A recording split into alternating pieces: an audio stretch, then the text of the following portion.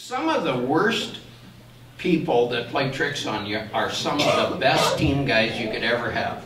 And a guy like Jamie McCowan, he was one of the world's worst. He put baby powder in the hair dryer, and you go to dry your hair, and now you got baby powder all over. Nick Fatio, he was a sick man.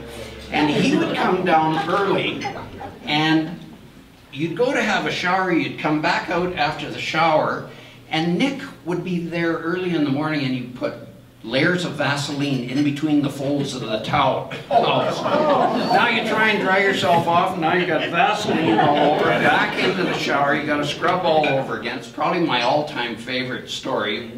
As the airline does every once in a while, they oversold a flight from Chicago to LA.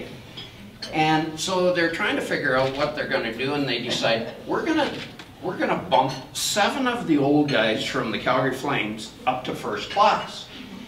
And I didn't think I was that old, but it was pretty cool being up in first class. And about halfway to LA, I get this brilliant idea.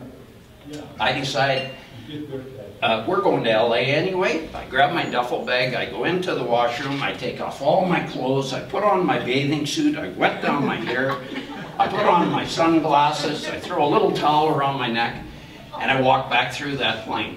Now you should see the look you get when you throw that curtain open into economy, and all you're wearing is your bathing suit. I walked right to the back of the plane, found Newendike and Roberts. I said, guys, you gotta come up front. This pool is unbelievable. Felt pretty good about myself, sauntered back up through that plane, walked into the washroom, only to find that Jim Poplinski had stolen my clothes.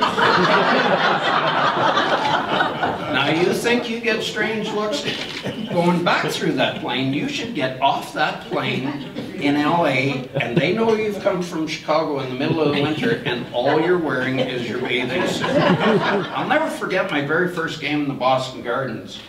In the Boston Gardens, I'm a right winger, and it was a really small building, and they had a very tough left side. They had John Wensick, they had Stan Jonathan, they had Terry O'Reilly, and they had a guy by the name of Wayne Cashman. And as a right winger, you're not sure who you really wanted to play against because they were all tougher than nails.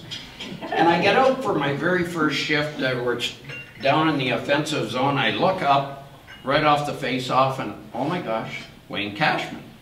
And hey Wayne, how's it going?